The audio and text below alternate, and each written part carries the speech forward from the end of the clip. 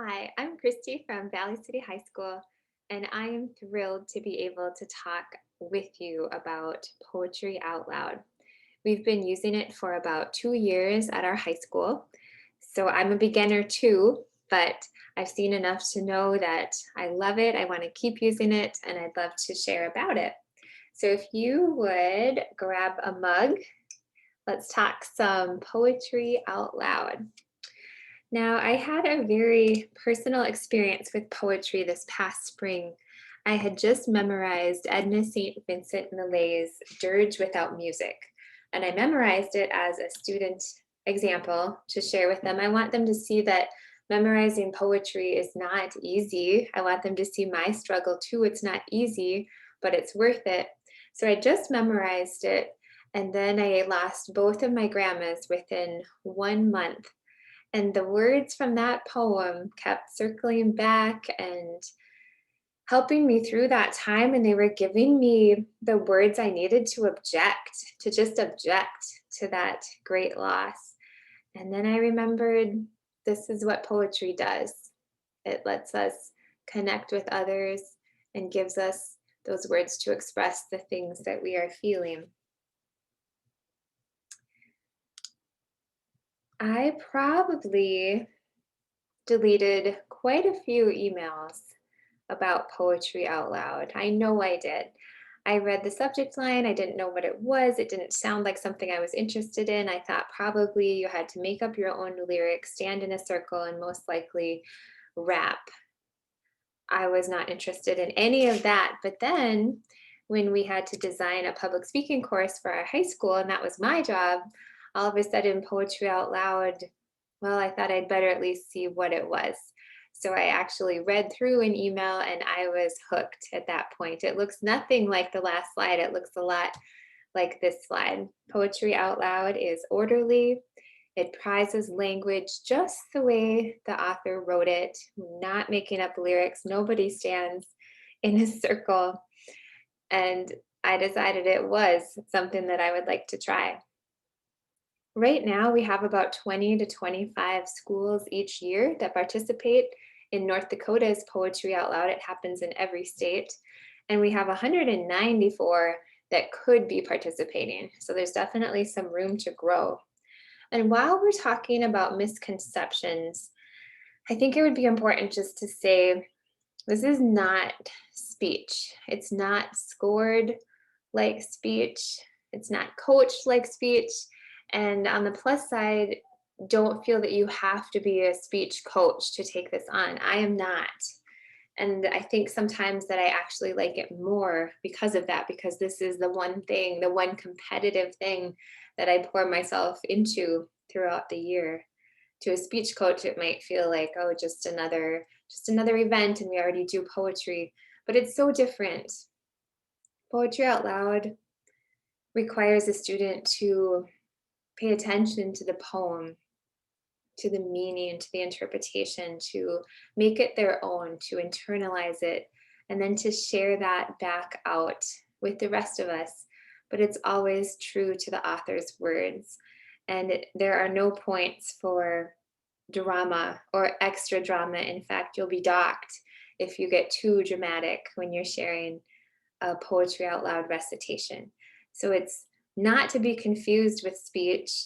And it's definitely for more than just speech kids and speech coaches, as I can attest. Just to give you the basic premise of poetry out loud, you go to the national website, there are 1,100 choices right now of poems to memorize.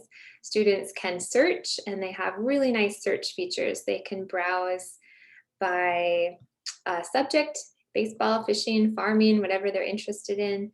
They can limit it, so they can get shorter poems, they can get older poems if they wish.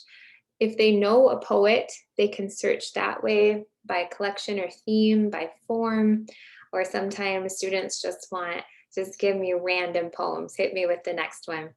And while they are picking one poem to memorize, just pick one, memorize it, present it. That's called the classroom round. While they're picking that, they are exposed to so much poetry. as they're filtering through looking for the best poem they want to spend their time on. That's a really nice side effect of searching for poetry, is that you end up reading quite a bit. So in a nutshell, then they would pick a poem, memorize it, perform it at the classroom level. For most students, that's the extent of it. For a few, they'd move on to a school round, and then on to one would move on to a state round. Here's kind of a graphic of classroom, school, state. I always ran the spelling bee, so this was a very familiar format to me. And right now in North Dakota, students move straight from the school round to the state round. If Poetry Out Loud continues to grow like it is growing, then I'm thinking there will need to be another level before state. We wouldn't have room for all of the students to move from school to state. And right now, the size that it is, that is how it is set up.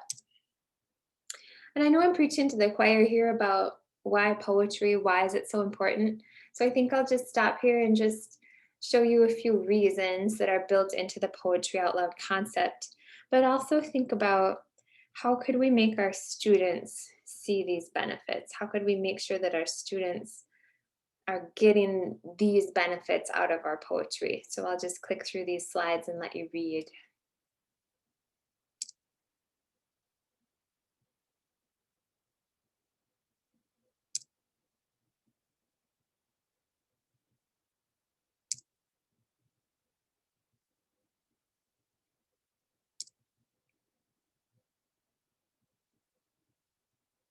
We are in need of all of these skills more and more as time goes on. We need to know how to see things from others' points of view, how to get through a hard time. Poetry offers that for us. If you do decide to give Poetry Out Loud a try, you will not be going it alone. There are so many resources out there, and they are good and they are free and they are just a click away, most of them. Let me show you the two main websites that you would be relying on. First is the national website, and I already showed you the screenshot of browsing for poems, so that should look familiar. Under the competing tab, though, there are some more great resources. I really like using this tips and examples video in my classes. It's about 20 minutes and it shows what to do and what not to do if you want to score high, if you want to do well on your recitation. That one is really useful. You also can just watch videos of students reciting, and this would give you time for analysis within your classroom, both what does the poem mean and how did they recite it well? What did they do well? There's also the ballots are all loaded here, exactly how you'd be judged, what you would be judged on. You can use that. There are lesson plans that you could put to use in your classroom. I would just remind you that this is not an extra thing for you to do on top of everything you're already doing. Please look at it as a replacement. So if you would usually teach some kind of poetry or analysis or public speaking, just replace. Don't, for goodness sake, don't add anything more to your schedule. And if you are replacing a 3 or 4 week unit, for example, then here are some PDFs of lesson plans ready to go that you could try using. Maybe you already have your favorite poetry activities and lessons, just use those. You don't need to change what you're doing. I think normally you'd need at least 2 to 3 weeks to do a Poetry Out Loud unit. By the time you explain it and give them time to choose a poem, give them time to memorize it and practice it, you'd need 2 to 3 weeks, but that could definitely be expanded to more of a 4-week unit if you want to put in some more work here, some more lessons here.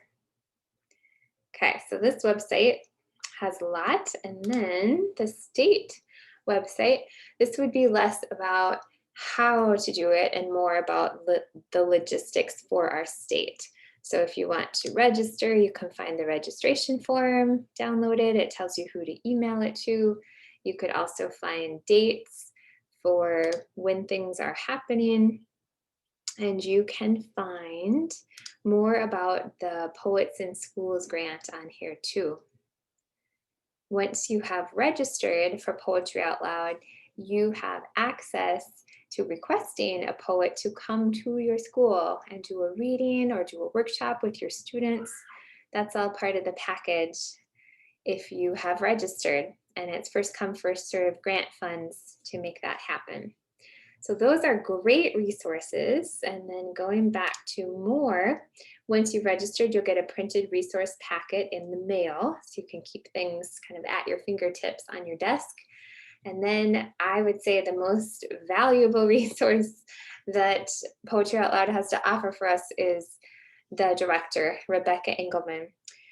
Rebecca is Arts and Education Director for North Dakota Council on the Arts. So Poetry Out Loud is just one of the programs that she oversees, but she is so caring and genuine. She is efficient and organized, and she is just genuinely excited about poetry. She will answer emails quickly. She will send exclamation points when new schools join on. She just really adds the energy that's important to making a program successful. So I'm so thankful that we have her leadership in our state.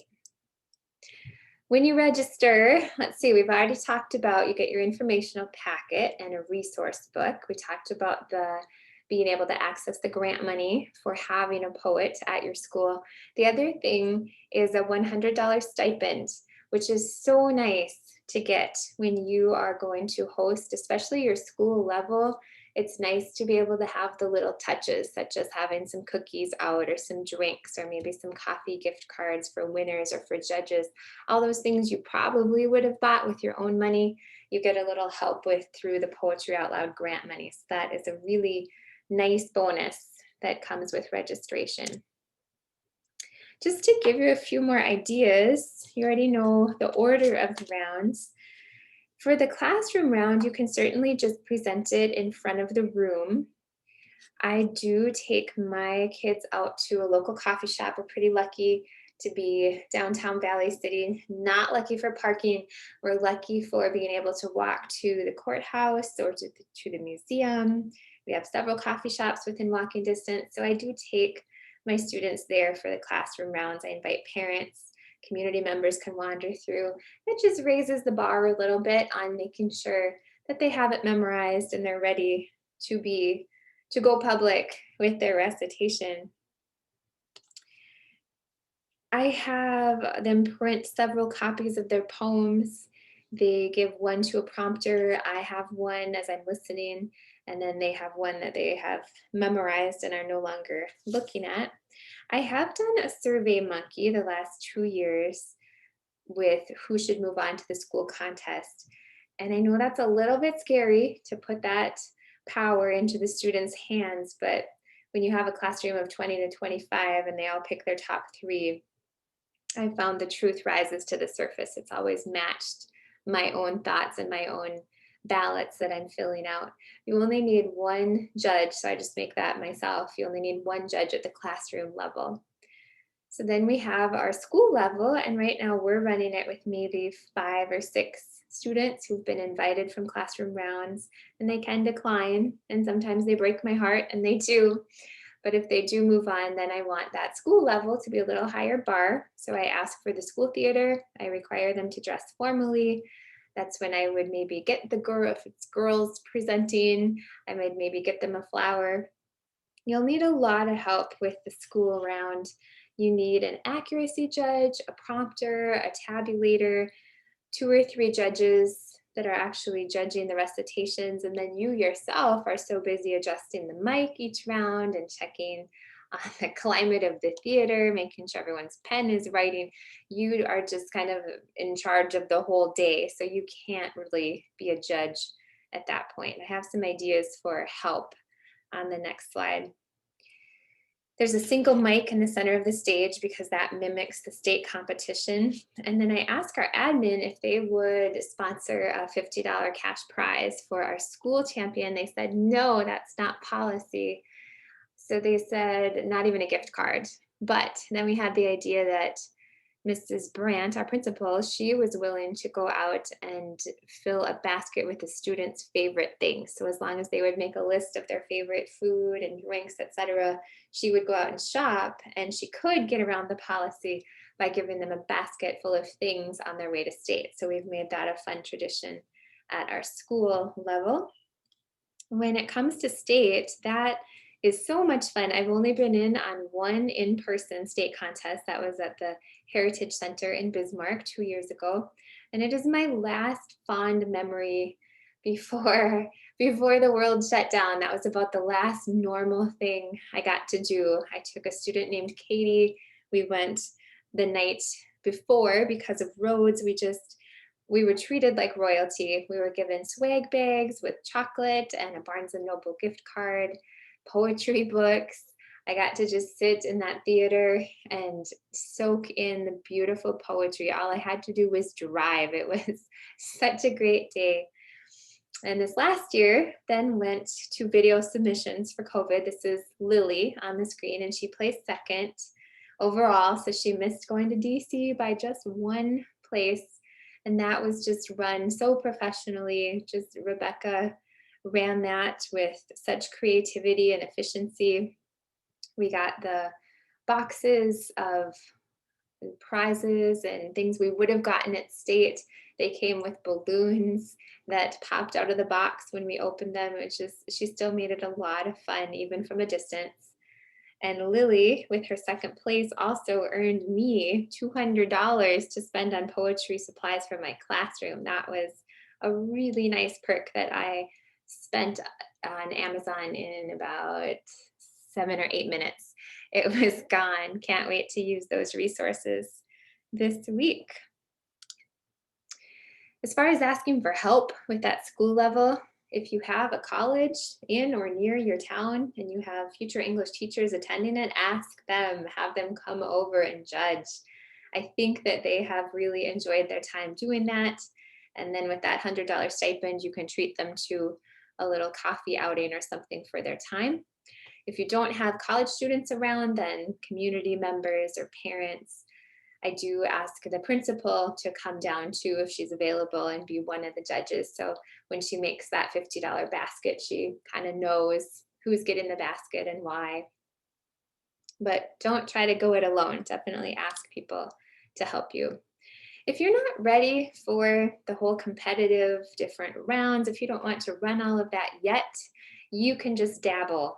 There are other ways to use Poetry Out Loud non-competitively. I used it with regular seniors, and nobody moved on. We just enjoyed using the Poetry Out Loud curriculum, still took them to a coffee shop for recitations. Some other ideas would be, I know brackets can get overused at times, but that's because they're so much fun. That's why people come back to them. I had these seniors pick 2 poems off the Poetry Out Loud website, write their name on the back so it was anonymous, and turn them in for a bracket. And then for a couple of weeks, we'd have poem versus poem each day, and it would be people's choice for moving on. It was fun. They looked forward to it. They would see their own poem advance or not, but no one's feelings were hurt because names were on the back. And it was another great way to just get poetry into our day. Just reading a poem of the day would be another idea, where either you or a student starts each class by reading a poem out loud. And I had to add, it works on Zoom. We've been there, we've tried that, and it did work. It worked just fine. So my challenge to you is to try it in some way this year. For me, that's going to mean trying out that Poet in Schools grant. I have never yet applied for that. For you, it might be starting with some rounds or just using parts of the Poetry Out Loud curriculum off the website for free in your classes. But I encourage you to give it a whirl in some way. Start small. You can always build. If you're enjoying how it's going, you can build a little bit more the next year. And there will be some mentoring available this time around. If you want to spend time asking questions from teachers who have done it, we have a webinar planned. And of course, you can always send emails to Rebecca too. Just we are here to help with questions that you have, excited and wanting more schools to jump on board. So I'm going to end now with playing a sample from a student, and I'll play you Lily's video. And I just want you to think about the beauty of it and how it could also become a really positive part of your school culture. So let me pull up Lily's video as we end. Thank you so much for hanging in there. Hope that you got your coffee drink. And I hope that we will get to connect in the future. I am offering this poem by Jimmy Santiago Baca. I am offering this poem to you since I have nothing else to give. Keep it, like a warm coat when winter comes to cover you, or like a pair of thick socks the colds cannot bite through. I love you. I have nothing else to give you. So it is a pot full of yellow corn to warm your belly in winter. It is a scarf for your head, to wear over your hair, to tie up around your face. I love you. Keep it.